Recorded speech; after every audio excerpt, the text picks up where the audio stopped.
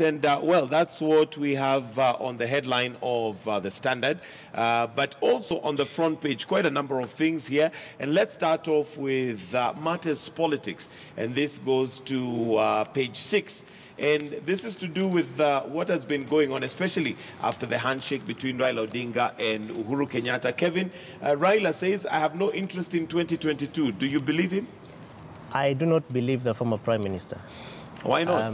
Well, that's him who's saying that he's not interested, so why would you not believe his word? Because I think over time, and especially for those of us who are interested in Kenyan politics, Raila is one very highly predictable gentleman. He says one thing and does the other. Is it that predictable? I mean, the handshake is one that got many people off guard, so one might say that that was not expected of him at that time.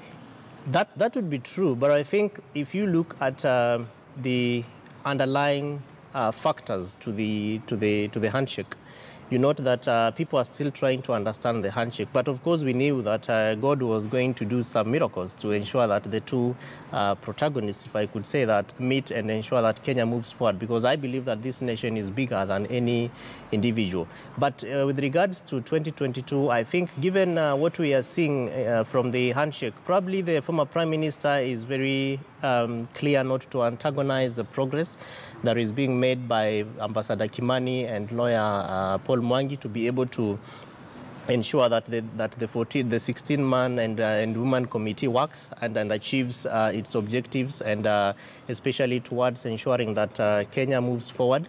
And so I think that there are certain narratives that would, if they come in at these very early stages, might probably be seen to be messing up with the with the spirit and the intention of the handshake. So, and of course. So do you still expect that Raila would put his hat in for 2022? We will be here to watch this, Mike. We will be here.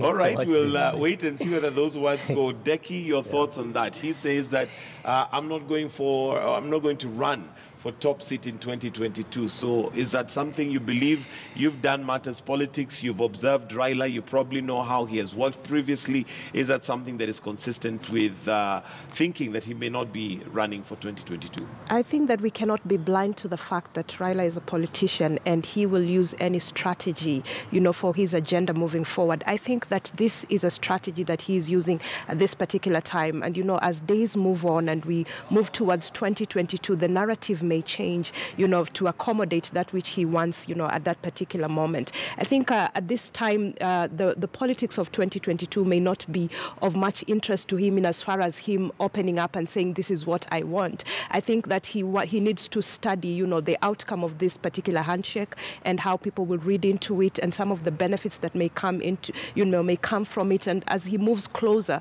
towards 2022, then we may see, and I think we will see the narrative change. All right, and well.